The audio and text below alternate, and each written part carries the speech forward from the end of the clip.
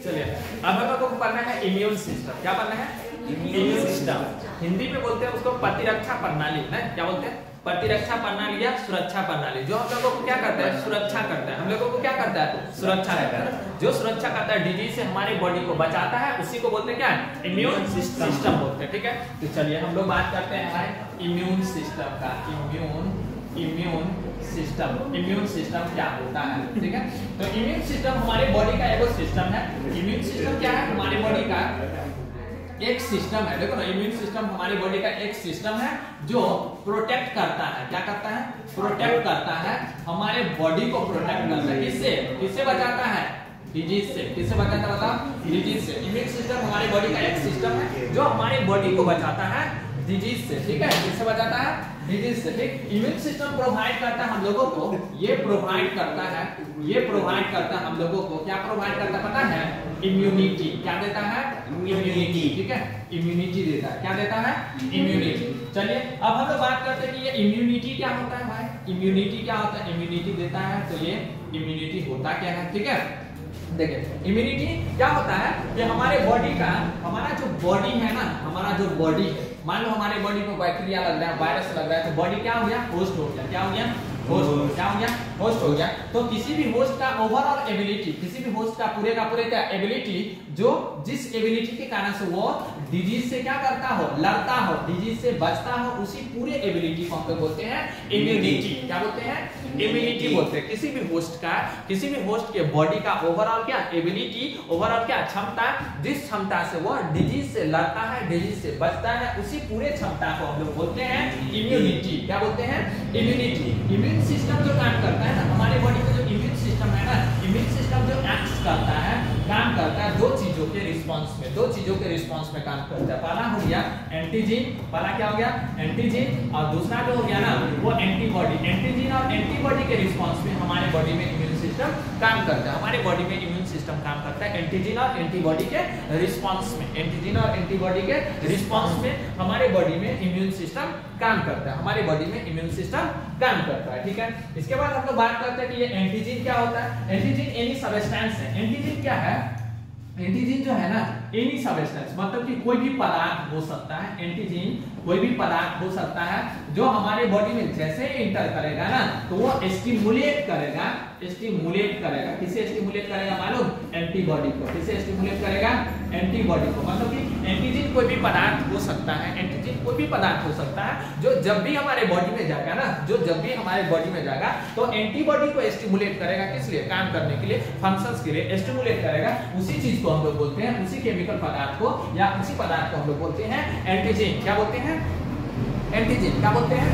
Antigen बोलते हैं। ठीक है, इसके बाद है एंटीबॉडी। एंटीबॉडी क्या है? एंटीबॉडी जो है ना एक तरह का प्रोटेक्टिव केमिकल पदार्थ है। एंटीबॉडी जो है ना प्रोटेक्टिव केमिकल पदार्थ है। एंटीबॉडी क्या है? प्रोटेक्टिव केमिकल सबस्टेंस है, केमिकल पदार्थ है ना, जो क्या होता है? जो प्रोड्यूस करता है। क्या प्रोड्यूस करता है? रिस्पांस प्रोड्यूस करता है। क्या प्रोड्यूस करता है? रिस्पांस प्रोड्यूस करता है एंटीजन के अगेंस्ट में। एंटीजन के अगेंस्ट में। किसमें? एंटीजन के अगेंस्ट में रिस्पांस प्रोड्यूस करने का काम करता है कौन? एंटीबॉडी। एंटीबॉडी क्या है? एंटीबॉडी प्रोटेक्टिव केमिकल पदार्थ है, जो प्रोटेक्टिव केमिकल सब्सटेंस है जो प्रोड्यूस करता है रिस्पांस। किसके अगेंस्ट में? एंटीजन के अगेंस्ट में। किसके अगेंस्ट में? एंटीजन के अगेंस्ट में रिस्पांस प्रोड्यूस करता है। ठीक है, जो कि एंटीजन और एंटीबॉडी। एंटीबॉडी कंसिस्ट करता है 4 type of polypeptide chains. Antibody का हम लोग बात करें ना, एंटीबॉडी का स्ट्रक्चर का हम लोग बात करें, तो एंटीबॉडी के स्ट्रक्चर में 4 को क्या होता है? पॉलीपेप्टाइड का चेन होता है। मालूम है कितना? 4 को पॉलीपेप्टाइड का चेन होता है। छापे भी होंगे आप लोग, है ना? कितना पॉलीपेप्टाइड चेन होता है? 4 को पॉलीपेप्टाइड का चेन होता है। होता है कि नहीं बताओ? होता है ना? कितना हो गया? 4 को पॉलीपेप्टाइड का क्या होता है? चेन होता है। 2 को बड़ा वाला होता है, जिसको बोलते हैं एक्स चेन। क्या बोलते हैं? X chain. और 2 को छोटा वाला होता है जिसको हम लोग क्या बोलते हैं? L chain. क्या बोलते हैं?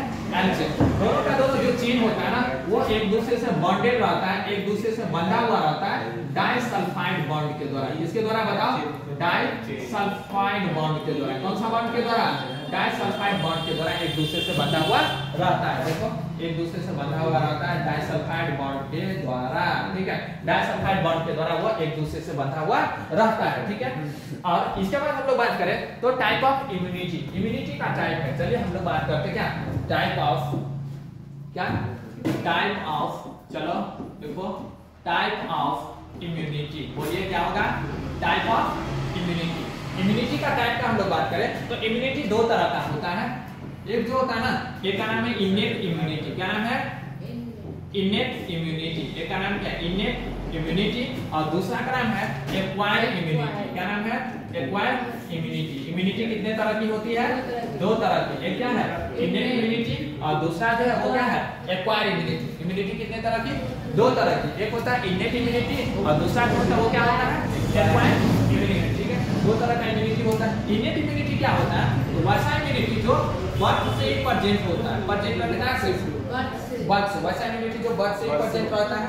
और वैसा इम्यूनिटी जो आफ्टर बर्थ आता है ना, आफ्टर बर्थ मतलब कि जन्म के बाद हमारे बॉडी में डेवलप होता है तो उसको बोलते हैं क्या? Acquired immunity. वैसा इम्यूनिटी जो जन्म से ही प्रेजेंट रहता है उसको बोलते हैं इनेट इम्यूनिटी। और वैसा इम्यूनिटी जो जन्म के बाद आता है उसको बोलते हैं क्या?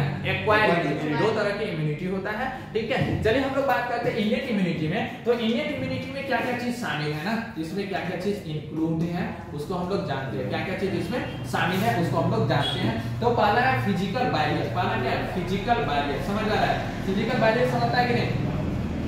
फिजिकल बैरियर, फिजिकल बैरियर में आ जाता है स्किन। क्या आ जाता है? स्किन और म्यूकस का मेम्ब्रेन आ जाता है। स्किन आ जाता है और म्यूकस का मेम्ब्रेन आ जाता है। दूसरा जो है ना, दूसरा जो है ना वो क्या है? Physiological barrier. क्या है? फिजियोलॉजिकल बैरियर नहीं बोल रहा है, क्या है? Physiological barrier. इसमें क्या आ जाता है? तो फिजियोलॉजिकल बैरियर में आ जाता है हमारा HCl। क्या आ जाता है बाबा?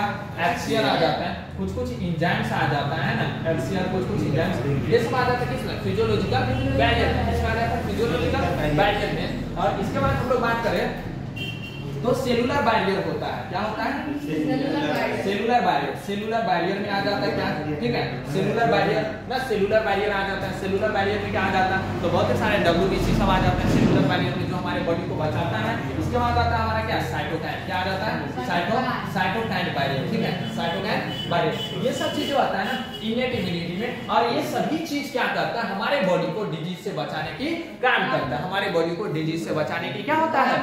काम करता है। समझ रहे? ये कब से हुआ? जन्म से ही आ गया, है ना। ऐसा तो नहीं है कि अब HCl क्या हुआ जन्म लेने के बाद जब खाना खाना स्टार्ट हुआ तब कोई डाल दिया ना, ऐसा तो नहीं है नहीं। वो क्या जन्म से ही बना हुआ है। एंजाइम्स भी क्या है? जन्म से ही है। तो जो जन्म से ही आया है और हमारे बॉडी को डिजीज से बचाता है वो सभी को बोलते हैं हम लोग इनेट इम्यूनिटी। और जो जन्म के बाद डेवलप होगा हमारे बॉडी में उसको बोलते हैं एक्वायर्ड इम्यूनिटी। क्या बोलते हैं? एक्वायर्ड इम्यूनिटी बोलते हैं, ठीक है। इसमें it is also called the adaptive immunity. इसका एक और नाम हो जाता है, पता है क्या नाम होता है? इसका नाम हो जाता है एडेप्टिव इम्यूनिटी। यानी कि हम लोग एडेप्ट करके इसमें बने हैं ना, तो एडेप्टिव इम्यूनिटी। क्या बोलते हैं? एडेप्टिव इम्यूनिटी इसको हम लोग बोलते हैं, ठीक है। In this immunity involves lymphocyte cell. इसमें क्या शामिल है? देखो इसमें क्या शामिल है?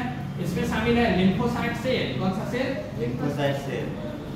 लिम्फोसाइट सेल शामिल है, ठीक है। लिम्फोसाइट सेल, लिम्फोसाइट, WBC ये सब चीज इसमें शामिल है। और लिम्फोसाइट जो होता है ना दो तरह की होती है मेन रूप से, दो तरह की होती है मेन रूप से। जो इम्यूनिटी बनाता है ना वो लिम्फोसाइट दो तरह की होती है। पहला है बी लिम्फोसाइट। देखो ना पहला क्या है? B lymphocyte. और दूसरा जो है हमारा वो क्या है? T lymphocyte. दूसरा क्या है? टी लिम्फोसाइट है, ठीक है। दो तरह का हो गया। इसी को हम लोग बोल सकते हैं क्या? इसी को बोल सकते हैं हम लोग बी सेल। क्या बोल सकते हैं होगा? बी सेल बोल सकते हैं। इसी को हम लोग बोल सकते हैं टी सेल। क्या बोल सकते हैं? टी सेल बोल सकते हैं। ये क्या करेगा?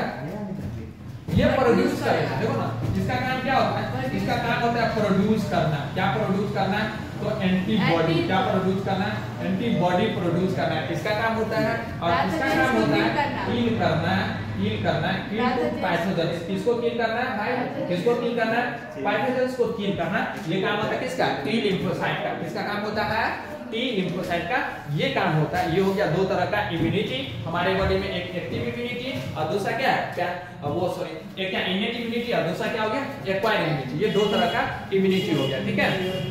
चलिए अब हम लोग बात करते हैं फिर से टाइप ऑफ इम्यूनिटी, ठीक है।